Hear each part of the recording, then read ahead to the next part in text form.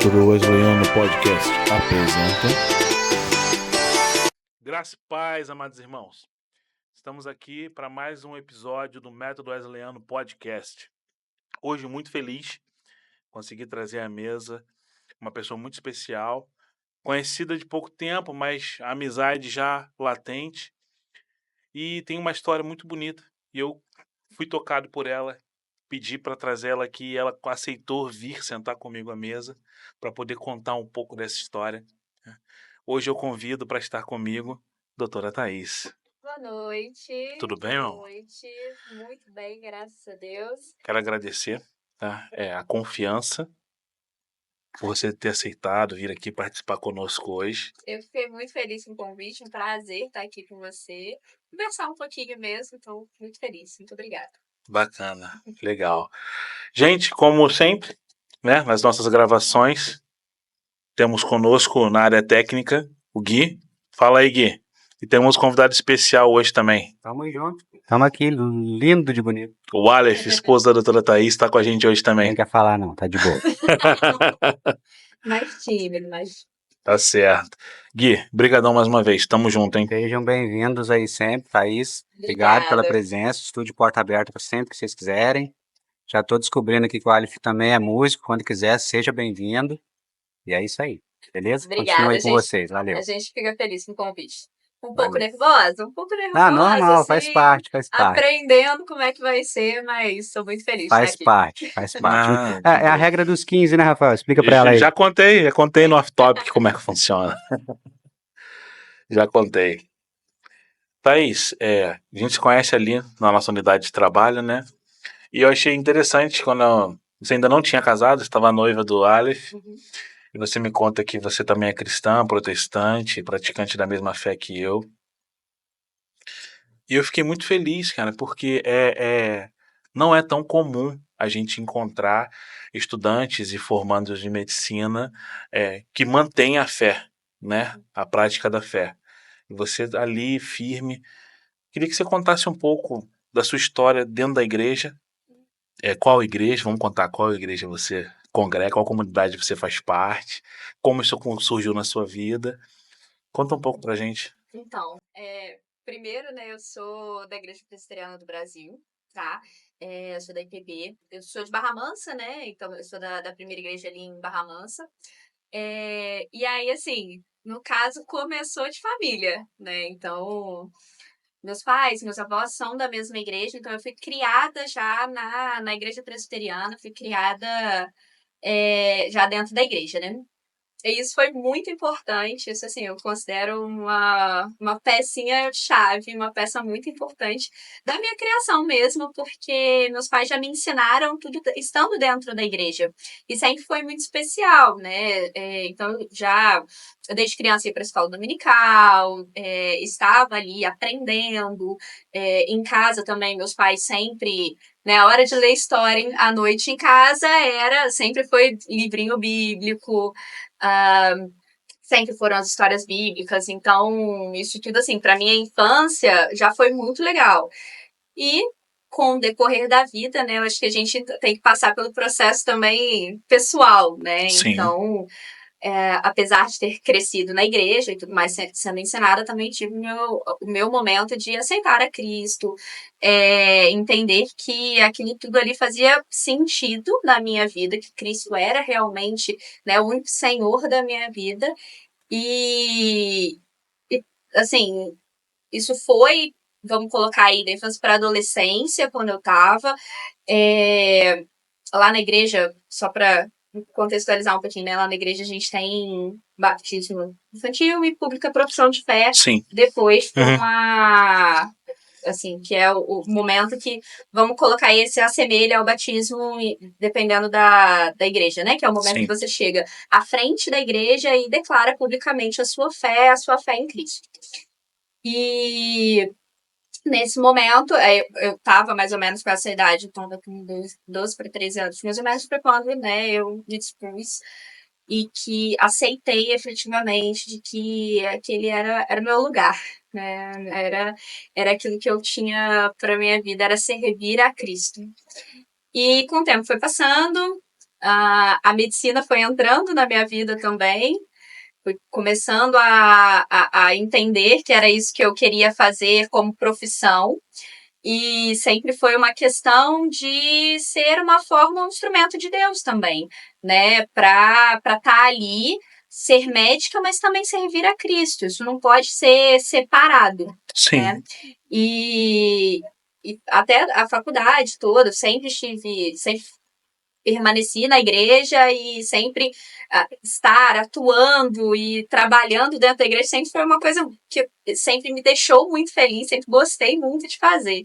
Então, sempre tive ali, sempre foi essa peça fundamental mesmo, sabe? De trabalhar na igreja. E eu acho que a medicina, apesar de hoje em dia a gente, né, tem muito isso, acho que é muito difícil permanecer na igreja, Sim. você ir para a faculdade, às vezes você. E é realmente, você é bombardeado com muitas coisas e muitos pensamentos diferentes, até muito mais do que no colégio, que é um pouco mais restrito ali, mas na faculdade não, você tem muito mais aquilo, você está muito mais exposto, né, a várias coisas. Mas eu costumo falar que eu acho mais difícil passar pela faculdade de medicina, não entender que. E não chegar no final e falar, Deus é maravilhoso, do que entender que aquilo tudo é uma obra do acaso. Eu acho. É muito mais bonito. Para mim faz muito mais sentido, sabe? Nosso corpo é perfeito. Sim. Cada partezinha tem uma função muito específica, é tudo muito lindo. Quanto mais você estuda aquilo, quanto mais você entende aquilo, eu só conseguia terminar minhas aulas assim, gente, Deus é perfeito. Sim. É tudo maravilhoso. Não é. Eu não consigo entender que isso aqui seja obra do acaso. Não, a gente tem tudo. Até a mínima célula que às vezes você não sabe, ela tem uma função e ela vai ter uma função muito importante. Sem ela não vai dar certo, né? E é nisso que a gente pensa, né? Na Bíblia a gente é muito comparado ao corpo de Cristo, né? Sim. E eu acho que é exatamente nesse sentido de entender que todo mundo tem uma função no corpo de Cristo. Cada partezinha é maravilhosamente colocada. Então, isso para mim, assim, para mim fez muito sentido a medicina e Cristo fez mais sentido ainda na minha vida. Então, eu gosto muito de olhar por esse lado. Bacana ouvir você falar, porque é uma realidade. Quando você vai para a faculdade, a gente que é nascido e criado dentro da igreja, quando a gente sai, no meu caso não foi na faculdade que isso ocorreu, foi no ensino médio. Eu morava, né, no Rio, em uma comunidade, na Baixada Fluminense, e eu estudava na Zona Norte do Rio de Janeiro. Então, eu passei a ter liberdade. Em que sentido? Enquanto você estuda próximo de sua casa, de seus pais, você tem aquele autocontrole deles ali. Sim. Tem aquelas pessoas que te olham, te acompanham e tal. Quando você sai desse meio, você vai para outra cidade, você não tem ninguém para te vigiar. Então você tem uma certa liberdade.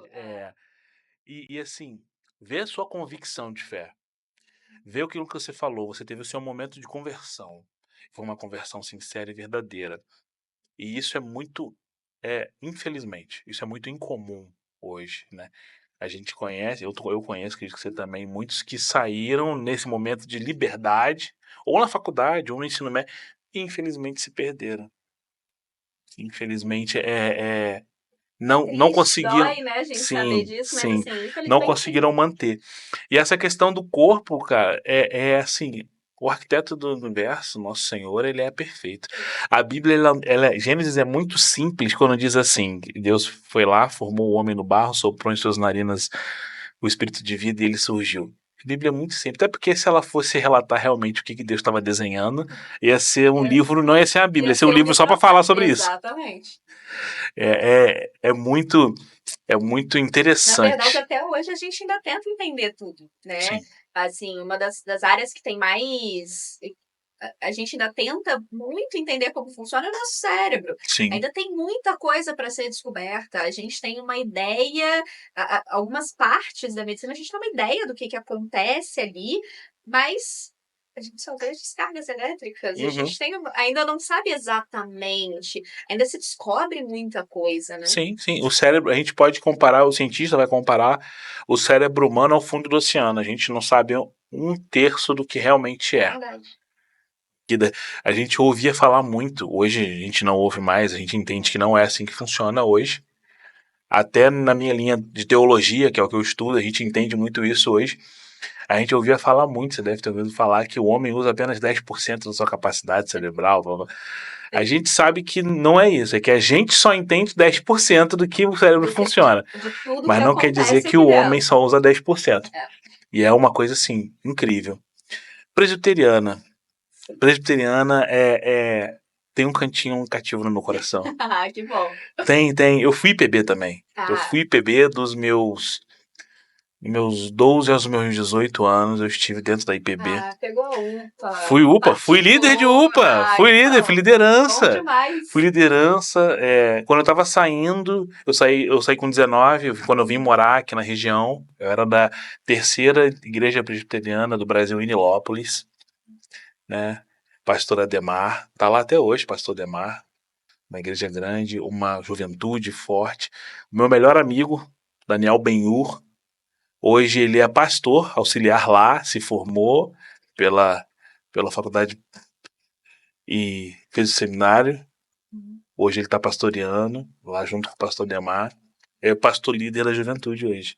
E quando eu saí de lá, a gente tinha concorrido à liderança. 2 molecotes de 18 anos concorrendo com aquela juventude já de 20 e pouco. A gente sabia que a gente não ia ganhar nada, mas a gente foi lá concorrer. A gente queria ser liderança, a gente queria mudar o mundo, transformar a UMP num negócio maravilhoso. Mas é muito gostoso. Assim, a IPB, às vezes, não sei nem quem tá escutando de fora, né? A igreja presbiteriana, ela é dividida em sociedades. Então, Sim. A gente tem essas sociedades em cada etapa. Para as crianças é o CP, a UPA é para os adolescentes, a União Presbiteriana de Adolescentes, e a UMP é a União de Mocidade Presbiteriana. Sim. E é muito gostoso, porque às vezes quem tá de fora não entende muito bem como funciona, como é que é, mas como sociedade ali dentro, como um órgão ali dentro da igreja, é uma forma de você aprender a trabalhar e trabalhar na obra de Cristo. Sim. Então, assim, é muito bom. Eu vou te falar que eu já passei por algumas denominações. Eu tenho uma raiz pentecostal, então... Ô, Rafael, fala. Você é tão cara de pau que por mais que eu tô aqui gravando contigo, eu não conheço tua história, miserável. Vai descobrindo. Você vai descobrindo aos poucos. Pelo amor de Deus. Mas eu vou contar tudo. Podcast, você vai descobrir Na minha cabeça você era da metodista o tempo todo. Não, se eu for contar tudo de uma vez, perde a graça, pô. Tem tá que bom, ficar tá bom, picando então. a história. Valeu. Aí, tá vendo? Você perdeu minha linha. Se vira e volta no raciocínio. Lembrei. As sociedades, na minha opinião, eu já passei por algumas denominações, o padrão de sociedade dentro da presbiteriana foi estabelecido desde muito tempo. É o melhor padrão de organização ministerial para mim. E funciona. A gente tem... Hoje eu estou na Metodista Wesleyana, eu sou Metodista Wesleyana raiz, eu fui batizado dentro da Metodista Wesleyana. Né? Quando eu fui para a IPB, foi muito por honra, porque o meu avô fundou a 3ª Igreja Presbiteriana de Nilópolis. Ele foi um dos fundadores, ele faleceu como presbítero daquela igreja. Então eu fui ali fazer parte daquela obra, fui vivenciar um pouco daquilo, fazer parte do legado dele. Né? E gostei muito. A raiz do meu estudo teológico é ali. É dentro da IPB que eu aprendo o que é estudar a Bíblia, estudar a palavra. Eu já tinha passado por outras denominações, onde você está acostumado a alguém falando e você só ali folheando. Dentro da IPB eu aprendi a sentar, abrir o texto, esmiuçar o texto. Isso é muito importante, né? Muito importante. Assim, e a gente tem muito isso, assim. Infelizmente, eu agora com tempo corrido, às vezes a gente vai, assim, perde-se um pouco disso, né? Sim. Da gente sentar, parar ali. Uhum. Não Isso fala é disso, não. Eu tão tenho uma pilha desse importante. tamanho de livros. É tão bom. É. É tão bom. E assim, a gente, essa correria, isso coloca eu também, né? Assim, todos nós. A vida vai ficando corrida e, nossa, isso faz uma falta. Sim. Esse tempo de sentar. A gente tem que, assim, é questão de prioridade mesmo, de Sim. colocar um tempo ali. Eu Sim. preciso sentar aqui para isso, essa é a minha prioridade, eu preciso estudar. E você pegar e aprender a estudar por você também. É lógico, não tô dizendo que não pegar outros pregadores. É excelente, eu consumo também. Escuto outros pregadores que são, nossa, maravilhosos. Mas o seu tempo ali de aprender a tirar o que você vai tirar daquele, o que Sim. Deus está falando para você ali. Isso eu acho sensacional. Eu acho bacana que a IPB, quando eu estive lá, ela era uma instituição muito forte. Mas eu peguei o fim da crise do Caio Fábio. Então a gente passou por um momento muito turbulento. Sim. E hoje, olhar para a IPB, eu olho com muito orgulho e falo com muito orgulho que fiz parte dessa sociedade, porque, para mim, dois dos maiores pregadores hoje no Brasil são IPB. Né? O Hernandes Dias Lopes, grande homem de Deus, teólogo maravilhoso, adoro a literatura dele, os estudos Que dele. facilidade ele fala, Sim, né? sim. Nossa, é maravilhoso. O padrão de Não há exposição, benção. o padrão de exposição dele é maravilhoso. E o Augusto Nicodemos, que é outro homem de Deus também nessa terra. Tem outros, né? Tem outros que são muito importantes. O Paulo On é um novo que tem surgido agora. Eu acompanho o Paulo On quando ele estava no seminário.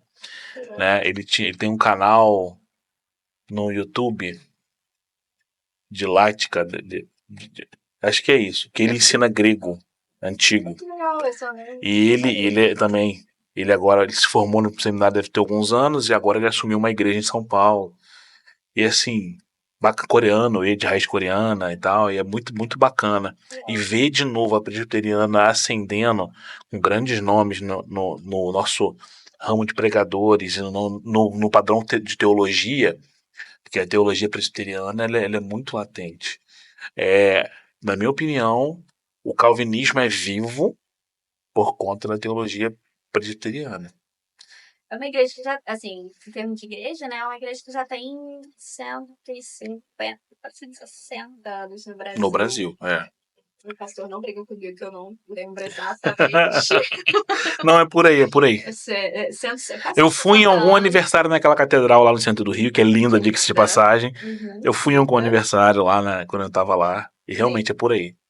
E assim, a gente tenta, lógico, né? Acho que todas as denominações tentam colocar, assim, colocar a Bíblia à frente mesmo. Sim, sim. É o sola escritura mesmo ali, né? Então, tem problemas, como qualquer outra igreja, como você falou, na época do Caio Fábio. Foi uma questão para a igreja como um todo, né? Assim, era um pregador que era, vamos colocar, era muito famoso, né? Tinha muito Afetou toda a nome dentro da sim. igreja. Então, sim, afeta toda uma estrutura da igreja, porque, obviamente, tem impacto, né? É a mesma coisa que hoje, por exemplo, o Hernandes tem esse, né? Vamos colocar aí Sim, o essa Hernandes e o Augusto, isso, vamos colocar aí mais ou menos nessa proporção. Sim. Afeta a Sim. igreja, isso, mas assim, voltou, a ideia foi voltar para a raiz, voltar para a base. Isso aqui é o que a gente tem, vamos voltar. Voltar a em John Bíblia. Knox, vamos voltar lá no começo. E vamos estudar, e é isso. Uhum. Então, sou suspeita, tenho na minha igreja. Assim, lógico que tem diferenças teológicas de uma igreja para outra, mas, assim, em geral, alguns detalhes que a gente vai tendo de uma para outra, né? Mas a igreja presbiteriana é onde eu me encontro no sentido de estudo, de aprender de Cristo. Assim. Sim, sim. Foi onde eu aprendi a exposição da palavra, né? Onde eu aprendi homilética, dialética, O Gui sempre fala que eu falo muito bem, que eu dizer. Uhum. Isso eu aprendi dentro da igreja presbiteriana, dentro da sociedade da União Sim. Presbiteriana Adolescente. Sim. Quando você é liderança, você toma a Uhum. frente, você pega o microfone e ali você vai trabalhando isso. Você começa a pregar, você tem a oportunidade de. E aquilo ali. E isso você tá falando, a gente estava falando isso esses dias na escola dominical, uns 2 ou 3 domingos para trás, da importância da igreja não só para te ensinar Cristo, Bíblia, lógico, é o foco principal, mas da importância que ela tem para sua vida cotidiana A também. comunidade, sim. Porque, querendo ou não, foi onde eu aprendi a falar em público. A hora que eu cheguei no colégio para apresentar o trabalho, não foi a primeira vez que eu estava na frente de um público. Isso começou quando eu era criança e na igreja, vai lá para frente, vai fazer alguma coisa, vai orar, vai cantar, vai falar. Sim. Você aprende a ler melhor também, porque você começa a ter mais rotina de leitura. Então, tudo isso vai te formando como ser humano, como cristão, mas para a vida de trabalho, né? Para todas as áreas da sua vida, isso é muito importante. Fundamental. E assim, presbiteriana raiz, né? Desde sempre. Eu lembro que você me contou, foi que me tocou na época. Engraçado que, mesmo tendo sido, eu não me recordo, pelo menos não na minha casa, pode ser que na primeira igreja isso ocorresse. Até porque sempre. Engraçado, eu lembro disso. A presbiteriana era a igreja dos playboy, né, das patricinhas. Eu me achava muito legal isso. Eu sou lá, presbiteriana, não sei o quê. Deixa. Entendeu? E assim, você conta que foi um auxílio para que você se formasse. Sim. Como funciona isso na igreja? A igreja presbiteriana sempre foi muito dessa questão. A gente já falou aqui um pouquinho sobre o quanto a igreja incentiva estudo. Sim. Então, estudo da palavra e estudo de formação também, né? Então, tanto é que, não sei se o pessoal sabe, mas o Mackenzie é da igreja presbiteriana. Sim, uma das principais faculdades do Brasil. Isso exatamente, uma faculdade que foi criada pela igreja presbiteriana e mantida até hoje, né? Ela é até hoje. É o principal seminário presbiteriano, o Mackenzie. Principal seminário presbiteriano, tudo isso. Então, assim, é uma igreja que sempre foi muito voltada para a parte de estudo também, né? E, assim, fazer faculdade de medicina, fiz faculdade de medicina particular, então é um custo pesado. Muito. Que, assim, hoje em dia existe FIES, existe algumas outras questões que aqui na minha faculdade não tinha. Então, aqui onde eu fiz não aceitava o FIES, então já era uma outra questão. Meus pais estavam muito nessa. Quando eu estava fazendo vestibular, e eu lembro minha avó, na época, eu estava fazendo vestibular para outras cidades e tudo mais, porque eu falei assim, não tem condições, tem que ser federal, não tem condições de eu entrar para uma particular nesse momento. Minha avó me liga e fala, olha, eu tenho dinheiro juntado aqui, eu tenho um dinheiro, eu queria muito que você não precisasse sair de casa. Queria muito que você estivesse aqui perto, que você tivesse o apoio da sua família para fazer. E, lógico, não chega nem perto de pagar tudo, mas a gente começa. Vamos tentar. Falei, beleza. Aí eu fiz o vestibular. E aí eu passei. Então, assim, o momento que eu contei pro meu pai, principalmente, foi até engraçado, porque o momento que eu liguei pra ele, a FOA me ligou pra falar que eu tinha passado e que eu tinha 2 dias pra ir lá fazer a matrícula, porque é essa correria, porque se precisasse for da lista de espera e tal. Eu ligo pro meu pai e falo, olha, eu passei, eu chorando já, eu passei. Meu pai chorando também. Meu Deus, tô muito feliz. Daqui a pouco ele, meu Deus, como é que eu vou pagar isso? Aquele primeiro, assim, aquele primeiro desespero, né? Sim. E a gente foi começar a ver como é que ia ser feito, como que ia fazer tudo isso e tudo mais. E pesquisando, a gente foi, e aí na época, foi até uma amiga minha, dentro da igreja, falou assim, Thaís, tem uma bolsa presbiteriana. que é o Fundo de Educação Presbiteriana, a FEP. Dá uma olhada. Fiz a minha faculdade com isso. Consegui a minha faculdade com isso. Vou pesquisar um pouco, porque na época realmente eu não tinha tanto conhecimento sobre, não sabia muito bem ali como ia funcionar e tudo mais. E aí fui ver sobre, né? E pesquisando um pouco sobre, na FEP, eles fazem, tem limites ali de bolsa. O estilo é exatamente a gente vai te dar o valor agora, depois você vai pagar com correção só. Então não tem juros e tal, é só a correção. Porque Sim. à medida que agora eu me formei e estou pagando, eu estou pagando a bolsa de alguém. Entendi. Então a ideia ajuda o outro. exatamente isso. Então tem um valor ali específico. Para a faculdade de medicina não cobre tudo, porque, né, o valor da mensalidade, infelizmente, é muito alto.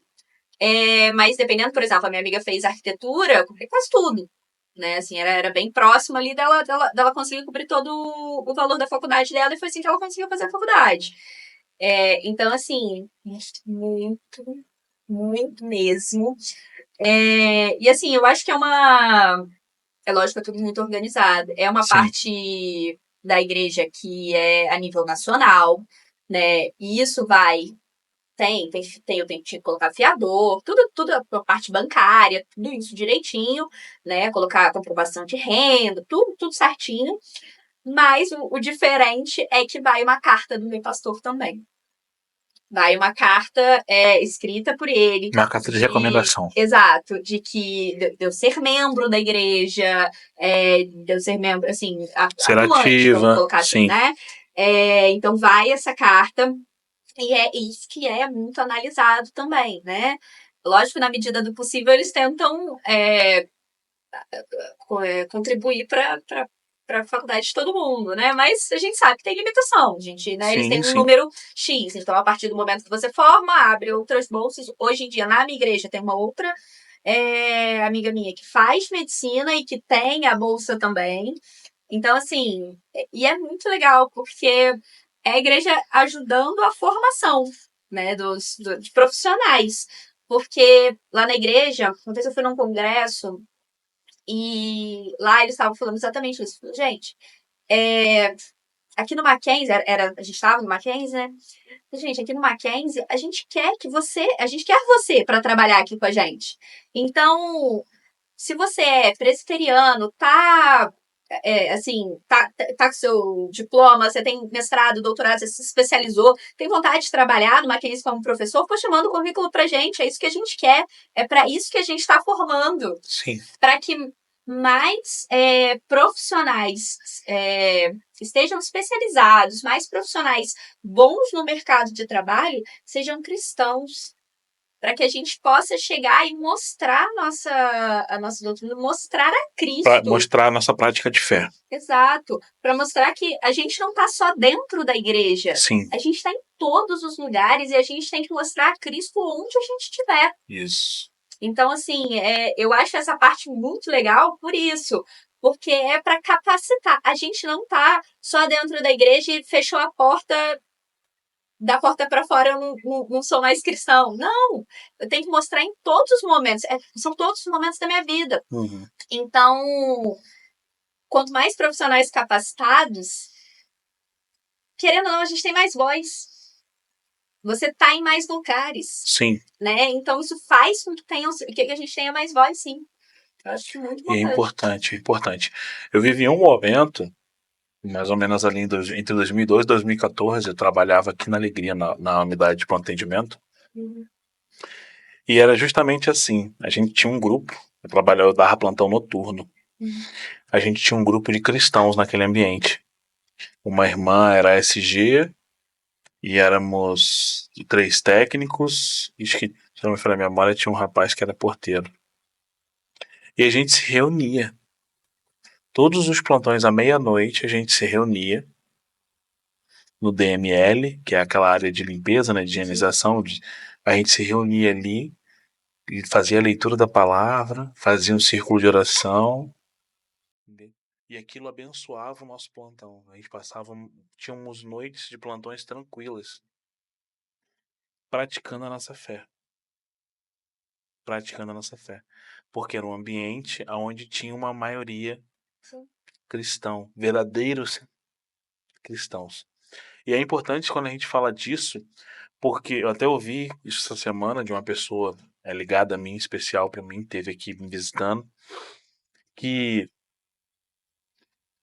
muitas vezes Deus não quer que a gente saia por aí gritando e bravejando, né? Jesus te ama, né? O mundo tá acabando, o apocalipse. Não. É através do nosso testemunho. É através da nossa ação com o próximo. É o amar, é o acolher, é o abraçar o próximo. No nosso ambiente de trabalho, muitas vezes, próximo enfermo, muitas vezes no seu último momento. É aquilo ali que Deus quer, é o testemunho. São as oportunidades que surgem de testemunharmos Cristo através de nós. E isso é muito importante. Isso faz muita diferença, né? Muita. É íntimo por todo mundo, Sim. né? Mas o todo mundo começa do seu lado. Sim. Dar um passinho pro lado já é o mundo. Uhum. Então, é muito importante fazer essa diferença, começar de onde você tá. Sim. Porque são as pessoas que vêm, né? Acho que tem aí, as pessoas convivem com você para ver a diferença em você, ver Cristo em você, Uhum. e as pessoas com quem você tem contato. A gente no hospital tem contato com situações, às vezes, muito delicadas, né?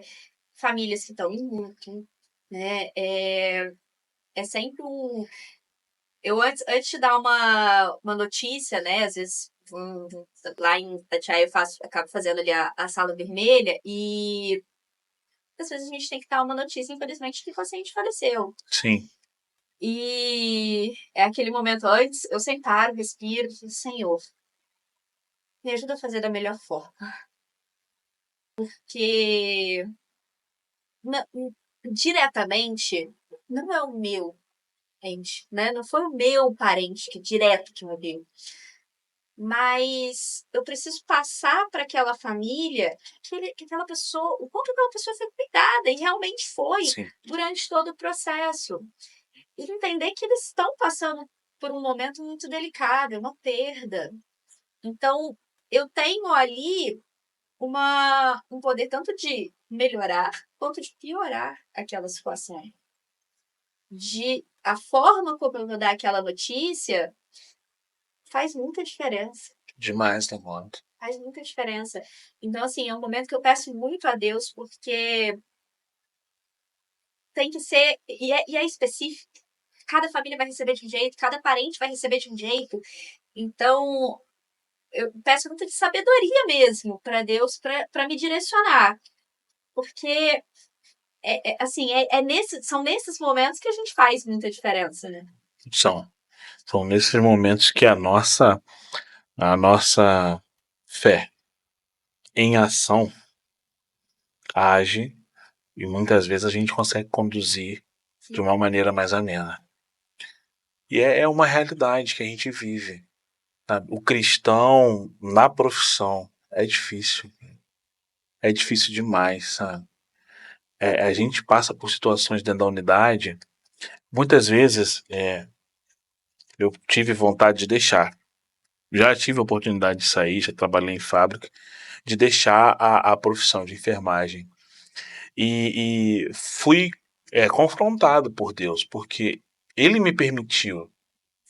Ele me permitiu estudar, Ele me permitiu me formar, Ele me permitiu ser o profissional que sou hoje. Ele que me capacita todo dia. É por conta dele que eu levanto.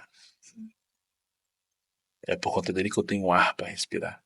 E a única coisa que ele me pede é que eu retribua isso com amor. É que eu testemunhe a ação dele na minha vida. E muitas vezes, por ignorância, eu não o faço. Uma coisa que eu recentemente falei com... Não vou lembrar quem, que eu tô dando muitas pessoas que a gente conversa. Eu falei, quando Deus mandar você falar alguma coisa para alguém, Quando Deus tocar no seu coração, o Espírito Santo tocar em você e falar, vai lá. Não deixa de ir. Porque se você deixar passar e acontecer alguma coisa, o peso que isso vai gerar em você, e eu já passei por isso, o peso que isso gera, eu carrego até hoje. É triste, sabe? Olhar e falar assim, eu não consegui, eu não fui. E essa pessoa se perdeu. É triste demais. E são esses momentos assim que a gente lê, estuda da Bíblia. A gente, por exemplo, né? A gente pegar a história de Jonas e a gente faz a mesma coisa. Uhum. Guardar suas devidas proporções aí, mas a gente faz a mesma coisa. A gente Não olha, vou, a não gente quero. lê a história dele e fala assim, não, gente, Real. mas tava claro ali o que ele tinha que fazer. Uhum. Era óbvio que ele tinha que, né? É lógico, né? Era perigoso, mas Deus estava ali, ele estava mandando. A gente faz isso o dia todo. E a gente faz uma coisa que Jonas fez, né? A gente julga pela capa.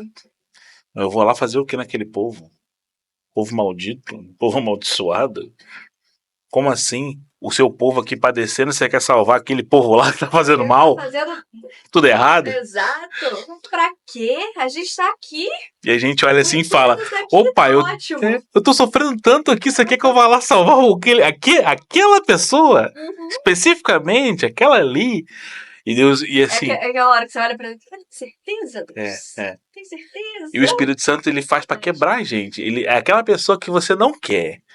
É aquela pessoa que você não gosta. Ele fala, não, é você que vai lá. Ninguém mandou você não gostar dele, eu mandei você amar o próximo. Exatamente.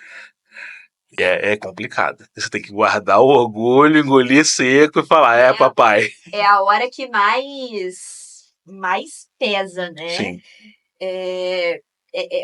Mexeu com o ego É. é complicado, já dificulta tudo. E assim, é impressionante que você resolve fazer. Você resolve acatar a ordem do Senhor. Uhum. E quando você chega pra fazer, às vezes você tem aquele estereótipo montado, né, da pessoa. Sim. Quando você chega no primeiro ar, no primeiro esticar da mão, a pessoa desmonta na sua frente, você fica assim, Senhor. E depois você vai conversar, a pessoa fala, você é a última pessoa que eu esperava que... Você fala, eu também, você era a última pessoa que esperava chegar aí. Eu também não tava esperando. Não, também não. Foi Deus que mandou. Sim. E é assim, é impressionante, cara, como Deus age. Como Deus age através de nós. Sim. Né? E é lindo. É maravilhoso. É lindo. É maravilhoso, assim, são experiências que a gente vai tendo com Deus, né? Essa parte é até difícil explicar. Sim. Né? Assim, é difícil colocar em algumas palavras o que efetivamente é a experiência com Deus. Uhum. Né? Cada um vai ter a sua, cada um vai ter de Seu um momento, jeito, vai ser o seu momento com Cristo. Mas são momentos assim que ficam, que marcam. Porque é a hora que Deus está trabalhando ali para te fazer uma pessoa melhor, para te fazer um servo melhor. Sim. Vou até cutucar agora aqui. O Gui, Oi. vou cutucar agora aqui, hein? Ai, meu Deus. Diga. Entendeu? Falar pros pentecostal. Diga. Porque eu tenho como é que é? Vez de fala. Não tô abrindo câmera aqui não, hein? Não, tudo bem. Pentecostal A que minha acha, voz né, aveludada, como que diz assim. o batista, o presbiteriano, o congregacional são frios na festa. Não. Não é só você que roda, não é só você que fala em línguas, até porque o Espírito Santo do falar em línguas não quer dizer que é ação do Espírito Santo. Sim. Dentro. Eu vivi isso. Dentro da igreja presbiteriana, dentro da igreja batista, aonde você for, seja tradicional, seja pentecostal, seja anel, você vai viver a sua experiência com Deus, seu modo de experiência. E o Espírito Santo está em todos os lugares. Não adianta achar que, nós só aqui na minha igreja porque a gente roda, que sapateia, que é reto. Não. Polêmica. Não. Deus está em todos os lugares. Sim, aí ele fala da maneira que ele quer, ué. Sim. Deus é importa, maravilhoso. Sim. E, assim, a grande brincadeira que tem com os presbiterianos são os sorveterianos, né? São É o que gelados. acontece, é o que mais brinca. Frozen. Somos a Frozen É. entre as igrejas. Entre as igrejas, Muito pelo estilo de culto, vamos colocar aí, né? Assim, a gente tem...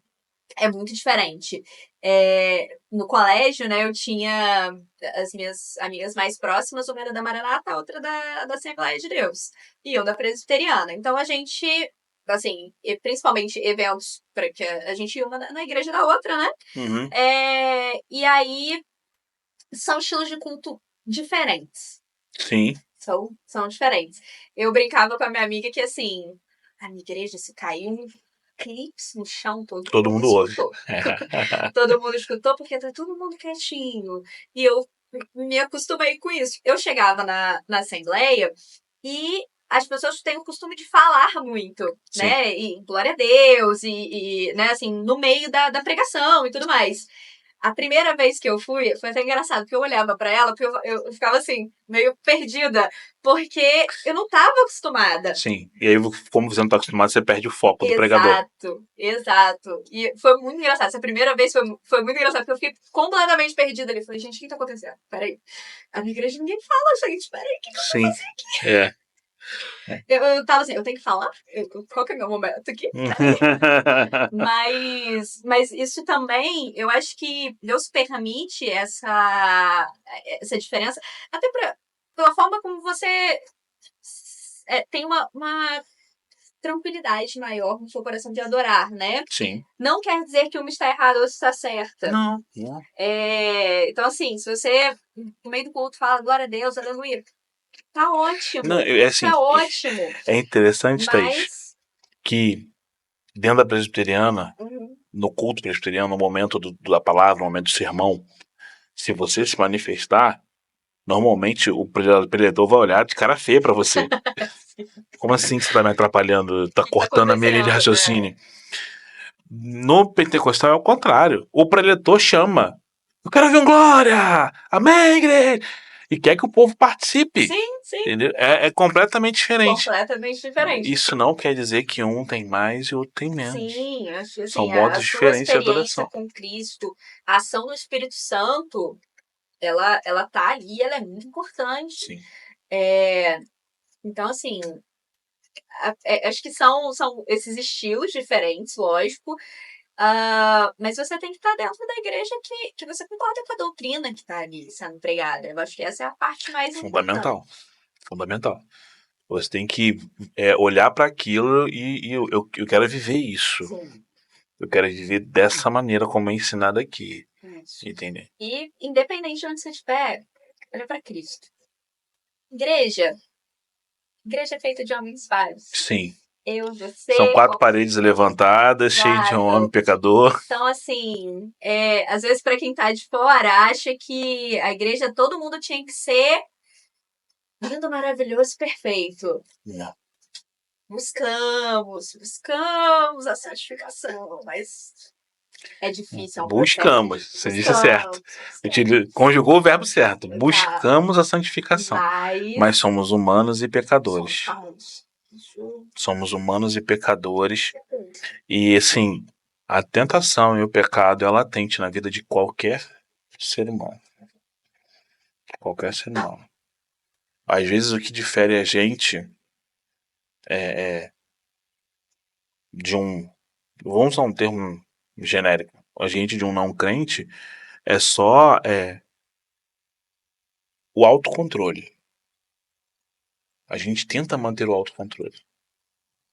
Eu falei mais cedo, hoje de manhã, eu gravei um episódio com uma psicóloga, também cristã, né? E justamente a gente, quando foi tocar no assunto depressão, eu trouxe aquele momento da pandemia. Não sei se você vai recordar. Estava na faculdade ainda. Nesse momento da pandemia, a gente teve um boom de pastores se suicidando. Foi muito triste para as comunidades. Aqui na região teve alguns que não conseguiram você via uma igreja, né, cheia, movimentada, e de repente os irmãos dispersaram, porque era pandemia. Sim. Você não podia, o governo não permitia que você abrisse a casa para poder congregar. E muitos deles não tinham estrutura para conduzir o culto online. Era coisa nova, Foi muito diferente. muito diferente.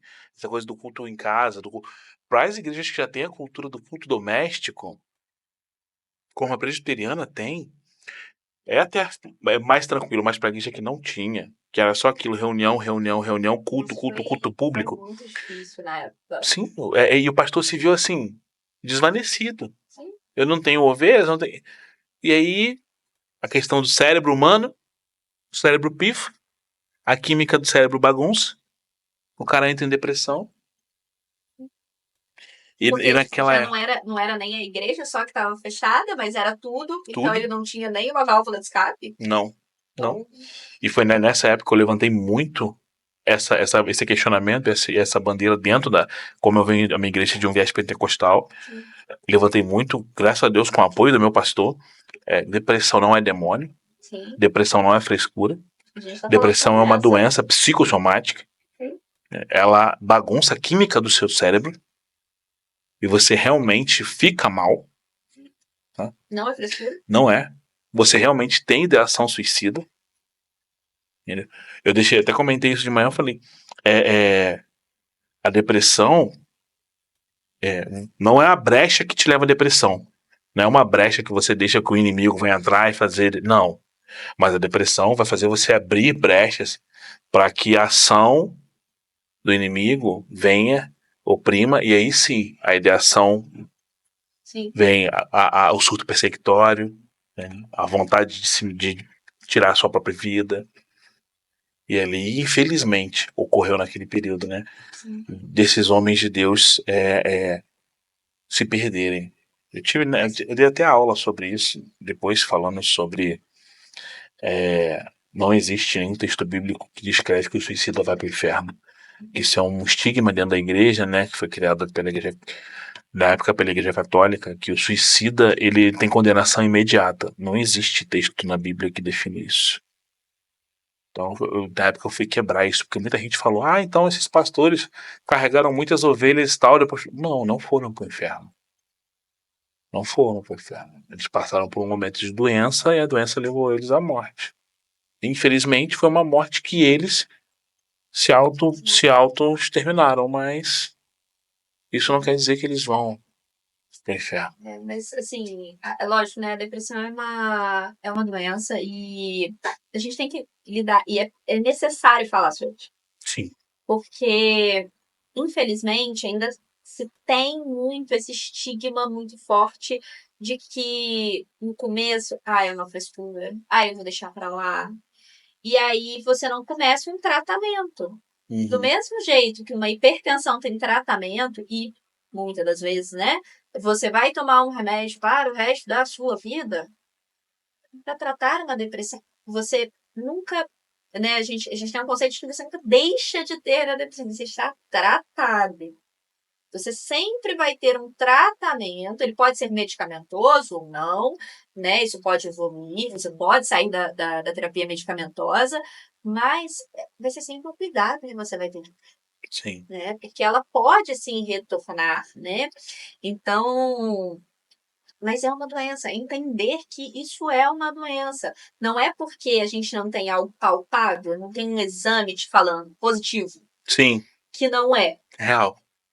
Né? Assim, a hipertensão, você mediu a pressão e viu que ela estava alta. Diabetes, você chegou no exame, sua glicose estava alta, sua hemoglobina glicada estava alta. Depressão, ansiedade. Hoje em dia eu escuto muito falando assim, nossa, mas aumentou muito a quantidade. Lógico, a gente tem fatores ambientais aí que hoje em dia a gente tende mais a ansiedade pelo tanto de agilidade que a gente tem para tudo. A gente quer tudo para ontem, muito por causa dessa coisinha bonitinha aqui.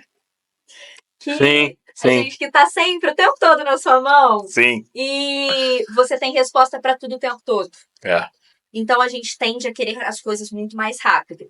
Isso afeta, né? Isso é um fator ambiental, socioambiental muito importante. Mas também tem a questão de que não só por isso aumentou, né, a quantidade, mas também porque a gente está falando mais sobre isso. Quantas pessoas, né, há muitos anos atrás, tiveram e nunca puderam falar ou nunca Sim. entenderam o que tiveram, Uhum. né? Hoje em dia não, hoje em dia a gente fala para que todo mundo consiga entender o processo que você está passando é doença.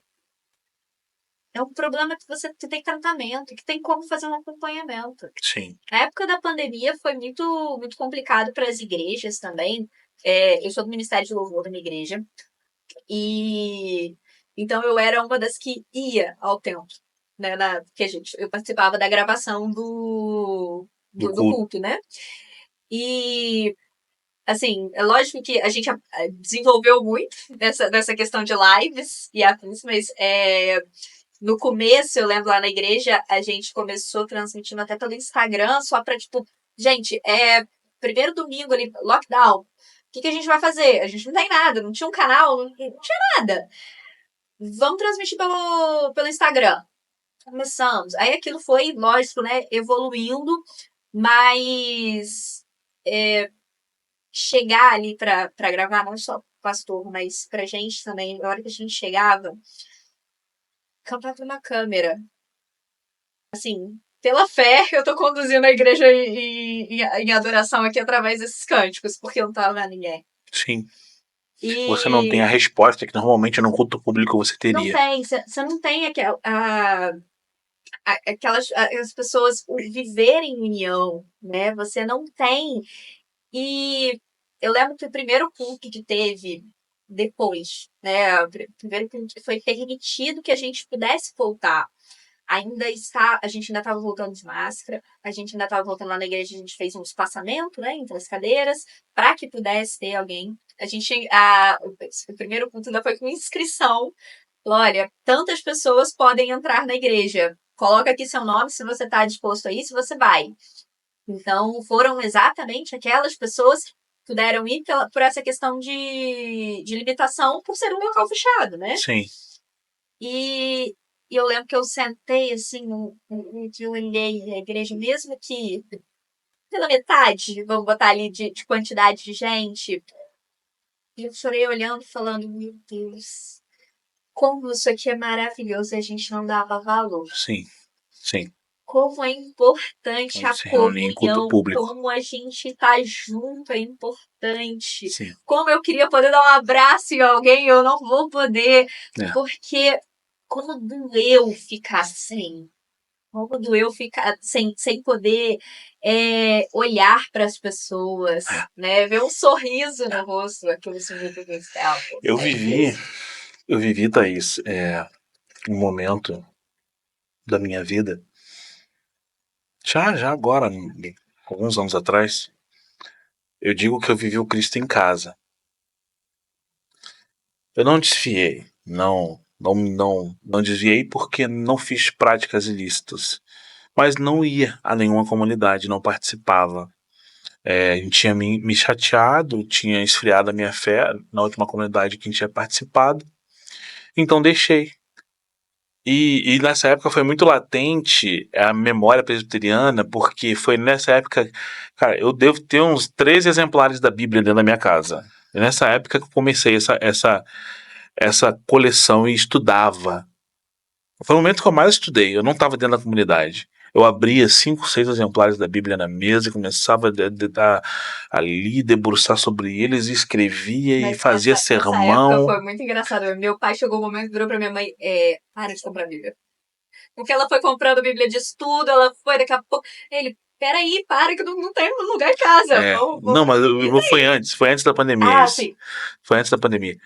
E esse Cristo em casa. Sim. E eu fiquei ali 6 anos nessa de Cristo em casa, né? Não deixava na minha prática de fé. Né? Foi nesse momento que tinha esse culto, né, dentro durante esses 6 anos que eu fiquei em Cristo em casa, 3 anos eu estive dentro da unidade para o entendimento aqui e praticava esse culto. Mas participar de uma comunidade eu não participava. Depois que eu retorno, que é onde eu estou hoje, Igreja Metodista Wesleyana Central de Itatiaia, eu digo para você que eu não consigo. ficar fora da comunidade mais. Então, quando a pandemia eu me afastei, preferi não ir nessa questão do Sim. lockdown, quando abriu, Principalmente para os irmãos ir profissional de gravar, não saúde, sei o né? quê. Eu tava vendo muitos amigos morrerem. Sim. Eu perdi amigos próximos, eu fiquei doente, eu fiquei internado, mal, né? E eu me recusava, eu falei, não tem que ficar indo pra igreja pra gravar nada não, tá errado isso aqui. Só que quando eu começo a retornar de novo, né, depois da pandemia, eu falo, cara, eu não consigo ficar sem a comunidade. Eu sinto falta, sabe? E quando eu fico muito tempo por conta dessa rotina de plantão, quando eu fico muito tempo sem estar, Sim. eu sinto falta. Sim. Eu sinto falta. Depois, quando eu me formei, sempre foi muito uma preocupação. Porque assim, formou, a primeira coisa que você consegue é o quê? Plantão de fim de semana. Isso. Eu sempre. Isso é lógico. É o que ninguém quer. É o que ninguém né? quer. Então, primeira É os que os coisa veteranos não querem mais. Exato. É o que, assim, o que você quer largar é o plantão de fim de semana. Sim. Né? E hoje em dia minha rotina é um sábado e um domingo. Um sábado e um domingo que eu trabalho, né? Então, eu sempre tenho um dos dois livres e um dos dois trabalhando. E quando... A hora que eu fui, né, começar a trabalhar, isso era uma coisa que me doía muito. Eu não posso ficar... trabalhar todo domingo não dá. Não dá, eu não consigo. Eu preciso... Um dia, eu preciso estar ali. Eu preciso estar próximo. Porque é diferente. Suportar-vos uns aos outros em amor Uhum. é importante. Porque é a hora que você tá fraco, você precisa de alguém ali do seu lado. Sim.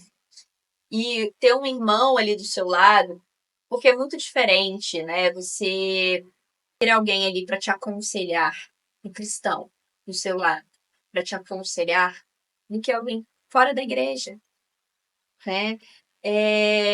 Para te aconselhar biblicamente, quando você tá mal, quando você não tá conseguindo caminhar sozinho. Ter alguém ali é muito importante. É a base, né? Assim, a gente, culto, a igreja, ele não é só para a gente falar, é para a gente se apoiar na fé, é para a gente estar ali uns pelos outros, é para efetivamente cuidar. Esse amor ao próximo, você começa a exercer ali. Sim. O amor de ser amado pelo seu próximo. Então, essa parte eu acho essencial na vida do cristão. Eu não conseguiria, assim, pelo menos não me vejo, não conseguiria não ter esse momento, assim. Eu acho essencial, porque se você está distante, você vai se esfriando. Sim. Você se esfria, porque a chama tá longinha de você. E quando tá todo mundo junto, essa chama tá mais Tá acesa. Tá acesa. distante. Você sente o coração abrasado. Você sente a presença. Muitas vezes a gente tem nossos momentos individuais com Sim, Deus. claro. Mas é muito latente como a presença do Espírito é maior quando você está dentro da comunidade, quando você tem outros irmãos ali e você sente aquela ação do Senhor naquele lugar, movendo as vidas, né, ministrando sobre elas. É muito bom. É muito bom aquela que você falou de você ser abraçado, né? Num momento ali, às vezes no fim do culto, você dá uma paz do Senhor, você abraça o irmão, pô, obrigado, foi bom ter você.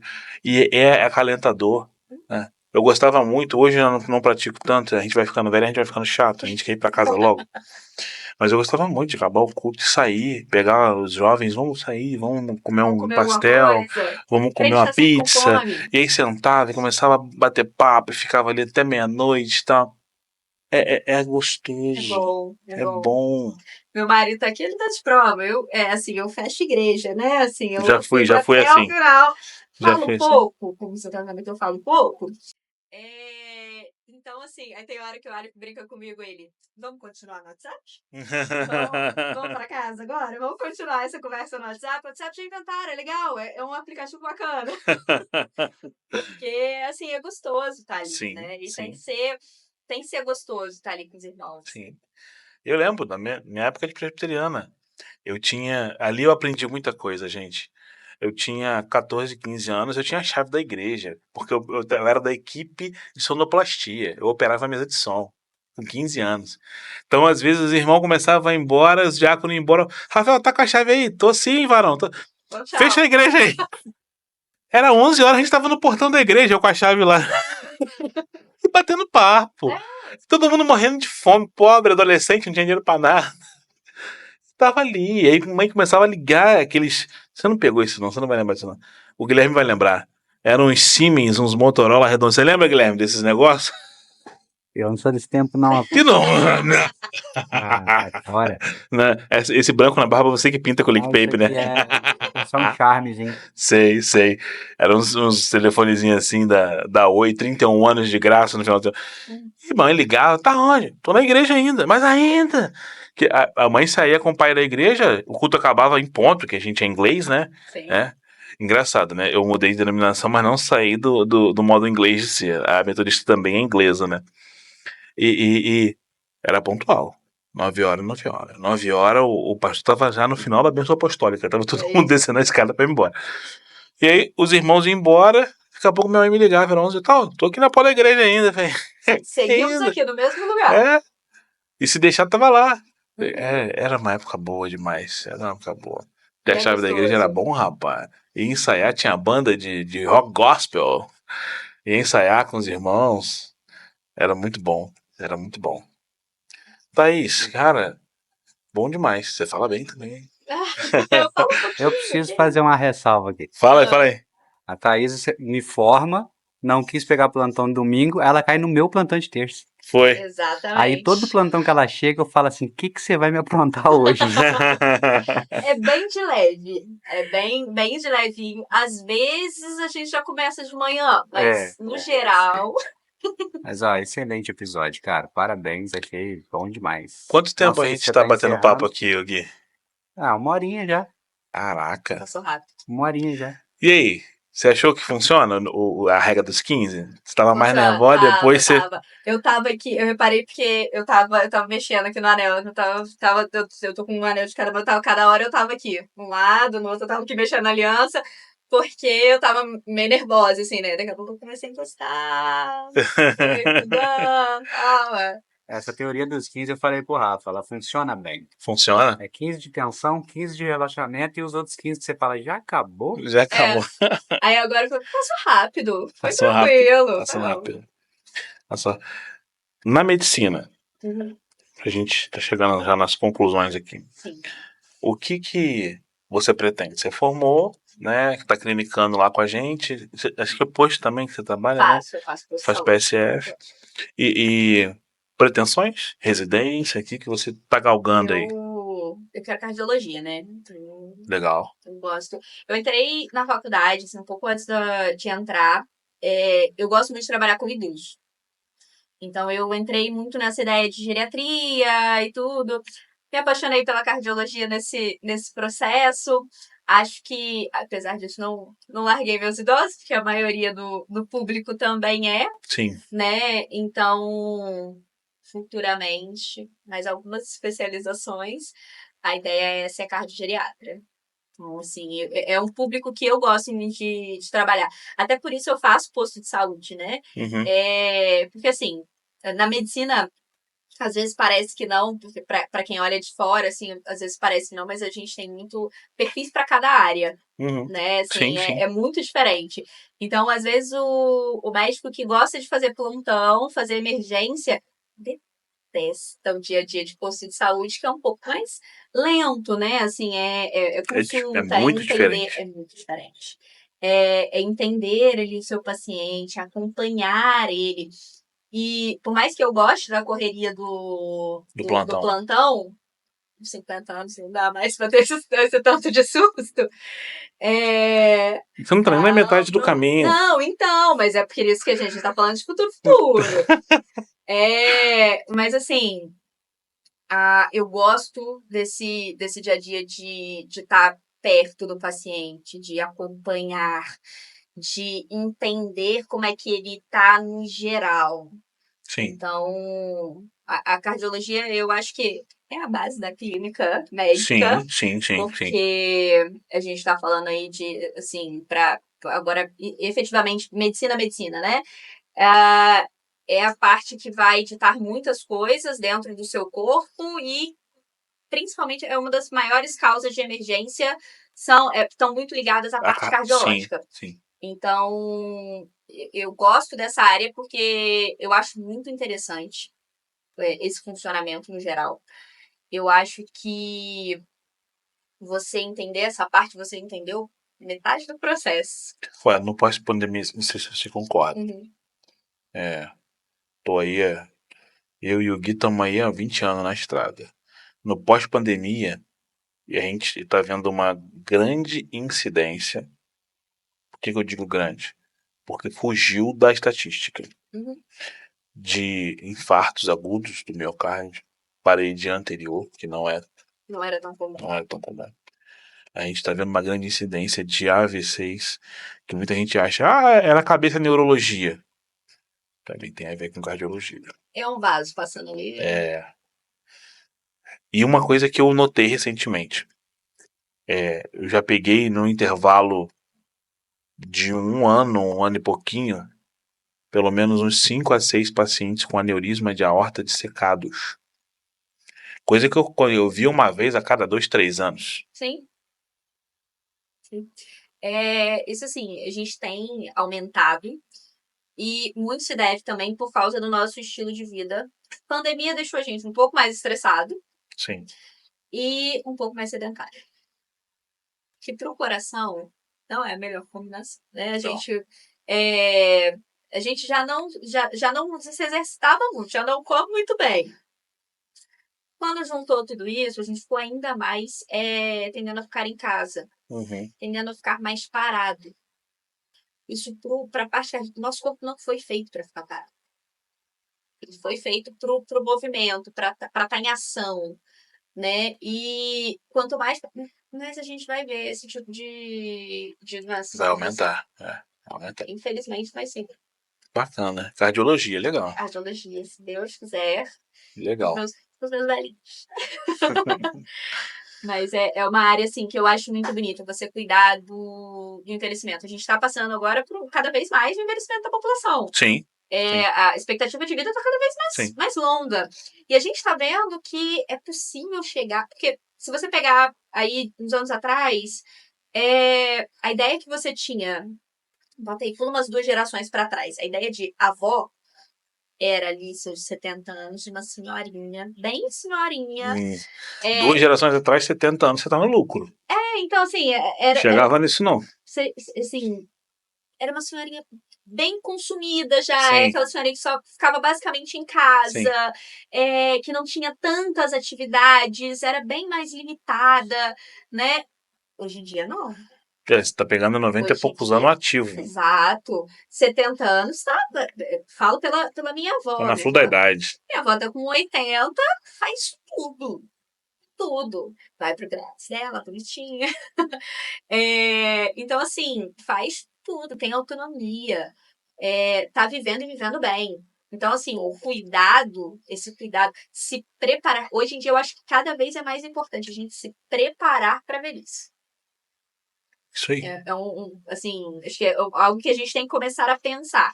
O que você faz com seus 40, 50 anos, impacta muito que você vai ser para os seus 60, 70, 80. Com certeza. Então, eu tenho ouvido falar isso muito do meu cardiologista. Sim. Então, se preparar para ter uma velhice saudável, ativa, faz muita diferença. Faz mesmo. A gente sente muita dor. Vira e mexe, tô sentindo dor. Por quê? Sedentário. Tem que melhorar isso aí. É verdade. Melhorar. Eu não sou um exemplo, não, assim, eu tento. Mas, assim, eu precisava melhorar também. Thaís, mais uma vez, muito obrigado. Tá? Deus. Olha, foi maravilhoso. Maravilhoso sentar para conversar, relembrar esses momentos presbiterianos, ouvir um pouco mais, conhecer um pouco mais da sua história, né? Essa força de vontade, essa prática de fé latente na juventude, dentro da faculdade, que é difícil. Sim. É difícil. Cara, muito, muito bonito o testemunho, muito bacana. Só fortalece, cara. Muito bom. Foi um prazer. Muito obrigada Um pelo prazer convite, de tê-la. verdade. Foi um prazer estar aqui. Assim, eu vim nervosa, porque meu Deus, como é que vai ser? Como é que eu vou falar? Eu falo demais, mas assim, nunca nessa situação, né? Mas foi muito gostoso, foi muito legal estar aqui, de verdade. Que Deus abençoe muito esse Amém. projeto, seu podcast, que chegue a muitas e muitas pessoas, Amém. porque é pregação do Evangelho. Então, assim, que Deus abençoe para que isso difunda para muitas pessoas mesmo. Então, Amém. assim, estarei orando por você, tá? Que Deus possa estar te abençoando e dando forças Ó, mesmo em todo esse projeto. E pra todo mundo que senta comigo, eu aviso, tá? Sentou uma vez, pode ter certeza que vai ter que voltar. Ah, pode deixar. Tá? A gente tem projetos aí, Segundo o Gui episódio é comentou, sempre válido. né? O Gui comentou que tem projetos da expansão Aham, e são temas relevantes. sim. São temas relevantes. E assim, o seu tema é a medicina, né? A prática de fé cristã é algo tremendo, De tremendo verdade, fico muito feliz. Eu acho que a gente tem que. É sobre isso, né? A gente sobre isso. tá aqui falar sobre a nossa fé, falar sobre Cristo. Independente do lugar, independente de onde estivermos, eu acho que é a nossa função. É o Sim, nosso id. Falar Id. de Cristo. Então, eu acho que é muito legal, né? Hoje em dia a gente vê muitos podcasts, a gente consome muitos e poucos são cristãos, Sim. né? Então, tem que ter esse momento e eu fico muito feliz do seu podcast, de tudo que tem feito. Eu acho que, assim, tem tudo para dar muito certo. Que Deus abençoe. Amém. Guilherme, considerações finais? Pra quê? Você, cara, você quer que abra a câmera pra gente já despedir de uma vez? Pode abrir. Vamos falar O Aleph tem que dar pelo menos a parte do Senhor aí. gente. Fala pro Aleph dar a parte do Senhor, pelo menos. Ó. Cara, você hoje, eu acho que se tinha que dizer algo, você acertou os números da Mega Sena, cara. Valeu, Um dia cara. igual esse não tinha porquê. Nossa, imperfeição desde o início. Desde as 8 a gente estressado pra caramba, Sim. encerrando agora às 9 horas da noite. A gente não é nem de falar horário, né, cara? Mas assim, perfeito. Parabéns pelo seu projeto, já cansei de falar isso, não vou ficar aqui rasgando seda pra você. Raiz, obrigado também pelo tempo, pro esposo que veio, tiraram aí 1 hora e pouco para ficar com a gente. Então sejam bem-vindos, porta aberta sempre, não só do podcast, mas do estúdio, que não deixa de ser a extensão da minha casa, mas é isso. Sejam bem-vindos sempre. Muito Beleza? obrigada. Valeu, Gui. Valeu, Obrigado Rafa, por abraço. tudo. Aleph, obrigado por ter vindo. E ter trago a Thaís pra poder sentar comigo aqui. Gente, vamos encerrar aqui na Central, Gui. Ó, mais um episódio. Vai lá, se inscreve no canal, clica no sininho da notificação para receber quando a gente postar coisa nova. A gente está com o projeto de aumentar a incidência da postagem. A gente tem feito a cada 10, 15 dias. A gente vai tentar aumentar esse volume, tá? Clica lá, segue no Instagram, segue a doutora Thaís. Qual é o Instagram, Thaís? Tatá Carvalho. Ela vai mudar daqui a pouco, que eu vou fazer ela mudar esse perfil para profissional, vai ficar a doutora Thaís. Então, por enquanto, ainda só pessoal, mas a gente tá lá para mostrar a vida mesmo, né? Assim, Cotidiana. Cotidiana de médica e como cristã. cristã. Amém. Amém. Segue lá no Instagram, no TikTok, Rafael de Paulo Oficial, Estúdio 144, Instagram e TikTok, Guilherme Carvalho Oficial. Não deixa de seguir. Vai lá, ajuda a gente. Precisamos aí, né? A gente sempre pede. Temos que alcançar. Vocês estão gostando de assistir? Ao vivo, imagina isso aqui se fosse ao vivo, que legal. Thaís ia ficar nervosona, ia levar mais de 15 minutos para relaxar se fosse ao vivo. Com certeza. Para ter ao vivo, preciso dessa ajuda. Mais uma vez, muito obrigado pela audiência, pela paciência. Né? Que Deus abençoe a vida de vocês. Graça e paz. Benção. Aê! Azul. Muito bom, muito bom. Que bom que você gostou, né? De verdade, olha. Esse podcast é uma produção Estúdio 144.